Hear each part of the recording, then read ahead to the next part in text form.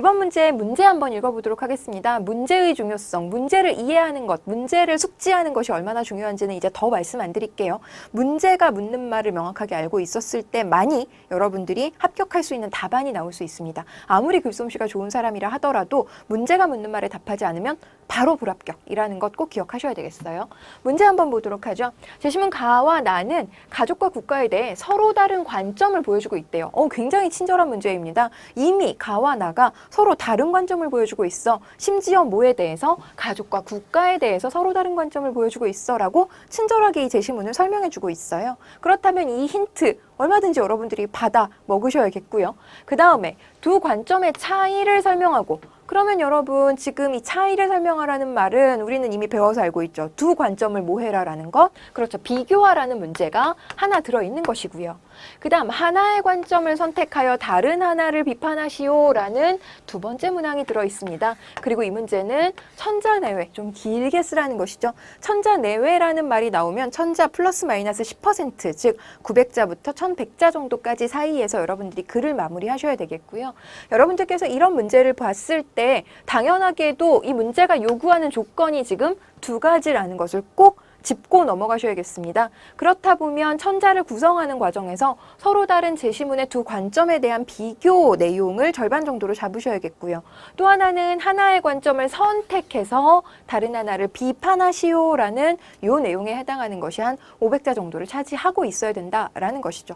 따라서 처음부터 이 계획을 좀 세워가면서 여러분들께서 어떻게 논술문을 쓸지를 메모해 나가셔야 될 텐데요. 이것이 지금 초반에는요, 그냥 허둥지둥 쓰기도 바쁘거든요. 그래서 계획을 아무리 세운다 하더라도 계획대로 글이 나오는 경우는 거의 없습니다. 그럼에도 불구하고 여러분들께서 제시문을 충분히 읽은 다음에 어떤 내용을 써야겠다. 제가 뭐 개요를 짜라, 멋진 개요를 짜세요. 뭐 그런 말씀은 드리지 않을게요. 다만 낙서의 형태로라도 어떤 얘기 다음에 어떤 얘기를 하고 그 다음에 어떤 얘기를 해야 되겠다라는 정도로 메모가 끝난 다음에 원고지로 돌입하셔야지, 그냥 바로 원고지로 돌입했다가는 되돌릴 수 없는 후회를 할 확률이 200%입니다. 따라서 여러분들께서 개요, 즉 낙서의 형태로라도 반드시 메모를 먼저 하셔라.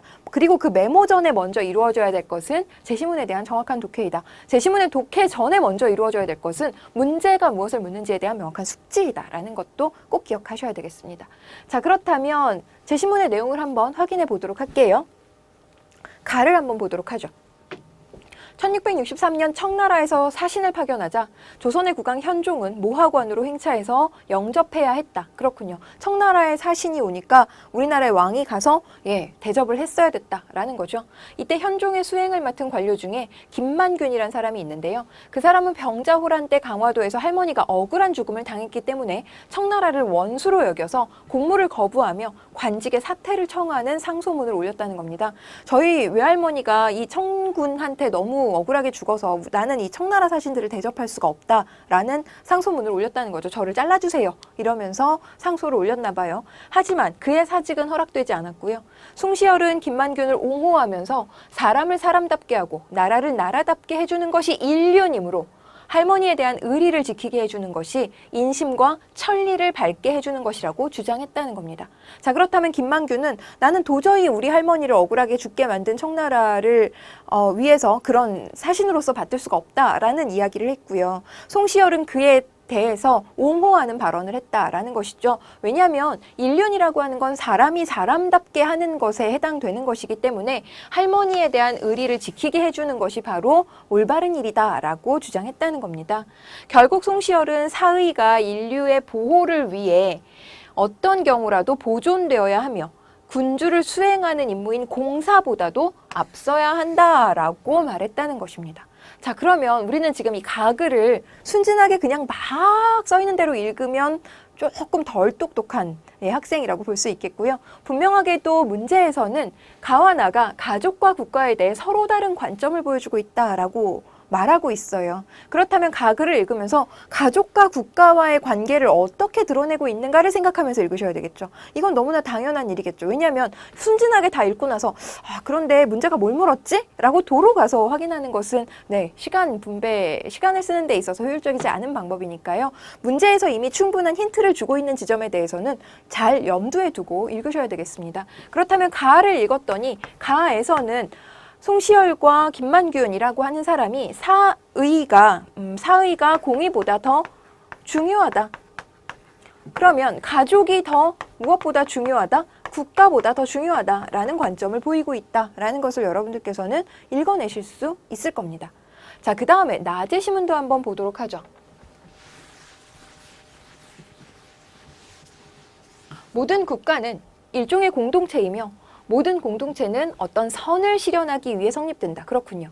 그러면 국가라고 하는 공동체는 어떤 선, 착할 선, 그 선을 실현하기 위한 공동체다라는 것이 지금 이 글의 핵심 내용인가 봅니다. 무릇 인간 행위의 궁극적인 목적은 선이라고 생각되는 바를 실현하는 데 있기 때문이다. 그렇군요. 이렇듯 모든 공동체가 어떤 선을 추구하는 것이라면 모든 공동체 중에서도 으뜸가며 다른 공동체를 모두 포괄하는 공동체야말로 분명 으뜸가는 선을 가장 훌륭하게 추구할 것인데 이것이 바로 국가 또는 국가 공동체이다. 그럼 국가 공동체가 어떤 존재이다? 모든 공동체를 가장 포괄하는 존재이다 라는 것이죠. 그럼 모든 공동체가 왜 존재하는가? 선을 실현하기 위해서 존재하는 것이다. 그럼 모든 공동체를 포괄하는 국가라고 하는 공동체는 그 중에서도 가장 큰 선을 실현하기 위한 공동체이다 라는 이야기를 하고 있습니다. 남자와 여자, 주인과 노예 사이의 관계에서는 맨 먼저 생겨난 것이 가족이다. 날마다 되풀이되는 필요 이상의 것을 충족하기 위해 자연적으로 형성된 공동체가 바로 가족이라는 것이고요. 다음으로 날마다 되풀이되는 필요 이상의 것을 충족하기 위해서 형성되는 최초의 사회가 여러 가족으로 구성된 마을이다 라는 것이죠. 여러 마을로 구성되는 완전한 공동체가 국가인데 국가는 이미 완전한 자급자족이라는 최고 단계에 도달해 있다고 할 달리 말해 국가는 단순한 생존을 위해 형성되지만 훌륭한 삶을 위해 존속하는 것이다. 그러면 가족보다 마을이, 마을보다 국가가 훨씬 더 훌륭한 삶을 위해 존속하는 존재라는 것을 주장하고 있어요. 이로미로와 국가는 자연의 산물이며 인간은 본성적으로 국가 공동체를 구성하는 동물임에 틀림없다. 그렇군요. 국가는 본성상 가족과 개인에 우선하고요. 국가는 본성상 가족과 개인에 우선하고요. 굉장히 친절한 지시문입니다. 벌써 나에서는 가족보다 무엇이 더 중요하다? 국가가 더 중요하다라는 이야기를 하고 있잖아요. 전체는 필연적으로 부분에 우선하기 때문이다. 국가가 무엇에 해당되는 거고요. 전체에 해당되는 거고요. 그 다음에 가족은 부분에 해당되는 것으로 표현하고 있는 것이죠. 여러분들이 이렇게 생각해야 된다는 의미가 결코 아니라요. 나글에서 어떻게 써있는지, 나글의 입장, 나글의 생각을 여러분들이 정확하게 캐치해내실 수 있어야겠습니다. 예컨대 몸 전체가 파괴되면 손이나 발은 존재할 수 없을 것이며 석상의 손에 관해 말할 때처럼 이름으로만 존재할 것이다. 그렇군요.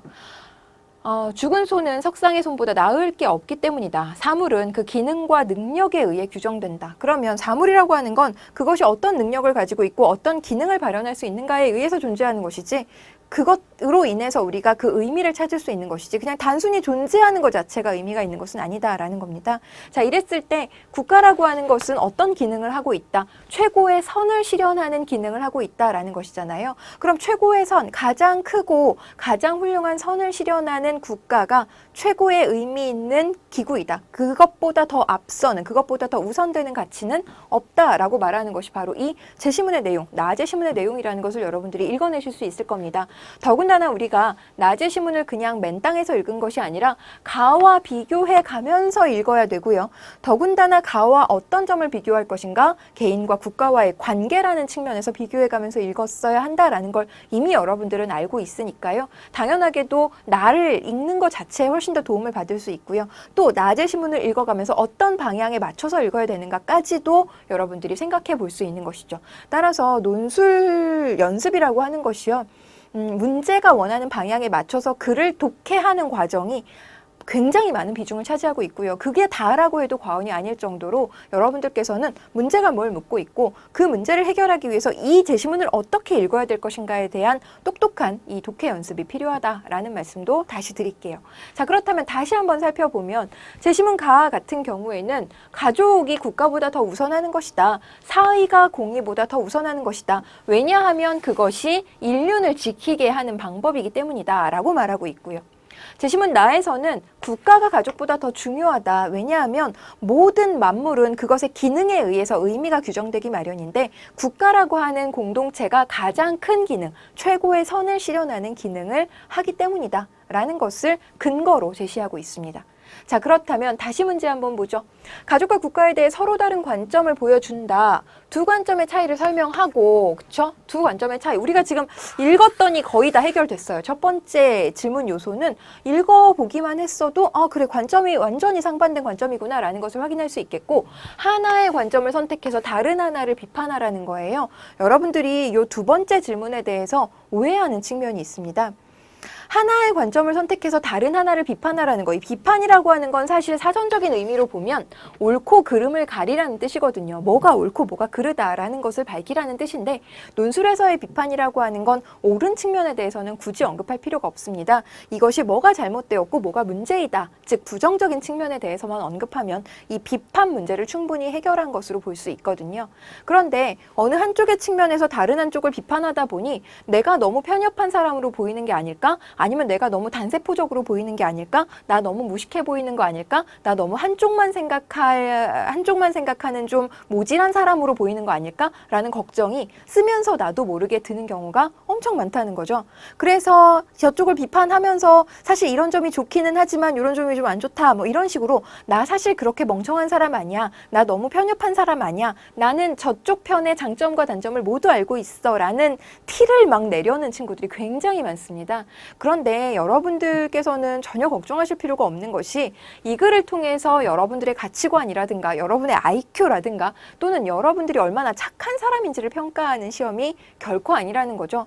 어느 한쪽의 견해를 쓰라고 했으니까 그 한쪽의 견해에 충실하기만 하면 된다는 겁니다. 여러분들의 그 글을 읽고 나서 어머 얘는 너무 이쪽 편만 드네 라는 생각으로 감점을 하는 경우는 존재하지 않으니까 그 부분은 걱정하지 않으셔도 된다. 과감하게 한쪽의 편을 확실하게 들고 이 한쪽의 편에 서서 저 다른 한쪽의 단점들을 아주 분명하고 명확하게 지적하기만 한다면 이 문제의 요구사항에 충족할 수 있게 되는 것이잖아요. 이게 바로 감점을 안 당하는 논술문 작성 방법이라는 것이죠.